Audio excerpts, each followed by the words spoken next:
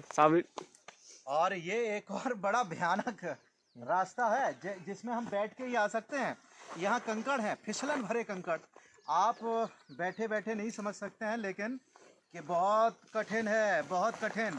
और देख लीजिए कैसे उतरना पड़ रहा है। चढ़ तो गए हैं, अब उतरेंगे भी, लेकिन मुश्किल बहुत है। और यहाँ पूरी कोशिश कर रहे हैं हम कि उतरा जाए आसानी से। एक भी भूल भारी पड़ सकती है।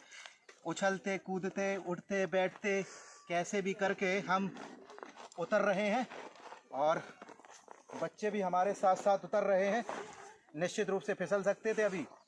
और अब हम नीचे अपने मार्ग पर पहुंच गए हैं, और कैसे भी करके बहुत दुर्गति हो गई है इस पहाड़ पर चढ़ने में। बहुत कठिन इलाका, कठिनाई भरे रास्ते से फिसलते फिसलते हम लोग, देख लीजिए आप। और यहाँ भी बहुत फिसलन भरा इलाका है। आपसे हम आग्रह करेंगे, आप ऐसी कोशिश मत करिए, यहाँ कुछ भी हो सकता है। वो तो बच्चे हमारे हिम्मत डांट गए हैं, और उन्हीं के सारे धीमे धीमे ही सही हम आगे बढ़ रहे हैं। ये बहुत फिसलन भरी मिट्टी है। पहली बात, ये छोटे छोटे से अगर बेरों की बात कर लें तो ये खट्टे हैं, फल ये खट्टे हैं। हम थोड़ा लुत्फ ले रहे हैं, देख लीजिए आप। अगर मन हो तो आ जाइए, इनका लुत्फ लीजिए। ये बढ़िया से फल लग रहे हैं। कहा नहीं गया है करम का फल मीठा होता है, ये थोड़ा सा खट्टा है, अंतर इतना ही है।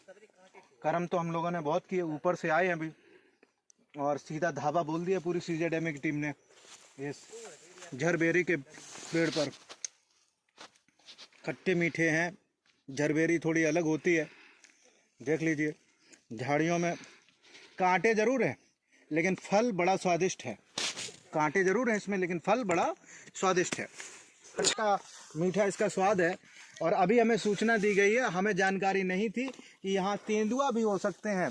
4 तेंदुओं की बात हमें बताई गई है, इसलिए अब हम यहीं पे अपनी यात्रा को विराम करते हैं, और बहुत जल्दी से हम लोग रोड की तरफ अग्रसर होंगे। निश्चित रूप से तेंदुआ है, खतरा हम मोल ले नहीं सकते। चलते हैं आगे। भोगते हम लोग यहाँ पे पहुँचे हैं, तो ये रहा वो 2 नदियों का संगम जो आगे पचनदा का रूप ले लेता है। ये हमारी यमुना नदी है, और सामने देख रहे हैं वो रही हमारी चंबल। और ये चंबल और ये यमुना स्थान है भरे, आपस में मिल जाती हैं। थोड़े आगे उधर अगर हम बात कर लें पचनदे में, ये जाके मिल जाती हैं नदियाँ। इसी स्थान भरे की हम बात कर रहे थे आपको दर्शन कराने के लिए।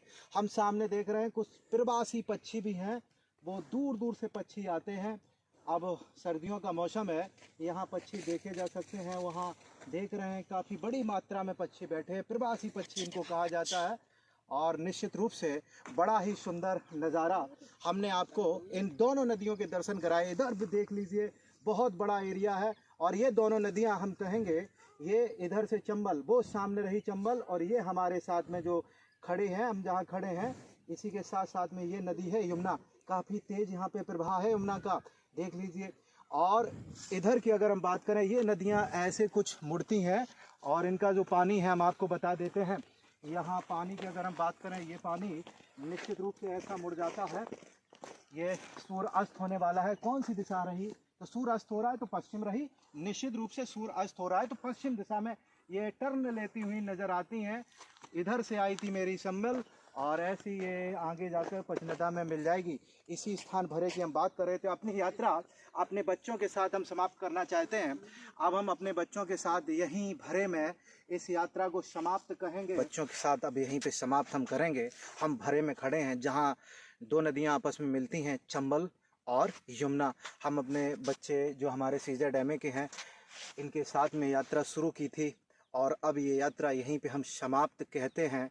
निश्चित रूप से हमारी जो जर्नी रही पिछले संडे की या इस संडे की, बड़ी अच्छी रही। हमने घूम भी लिया इस संडे के दिन, और बहुत सारी नई बातें यहाँ पे सीखने को भी मिली। निश्चित रूप से यहाँ पे जो अपर्दन होता है, मृदा अपर्दन की अगर बात करें तो मृदा अपर्दन भी हमने देखा। कटाव हो जाता है जो नदियों के द्वारा, उसको भी देखा। और देख सकते हैं ये हमारा बड़ा सा इलाका जहां हम खड़े हैं, यहाँ भी चारों तरफ पानी आ जाता है।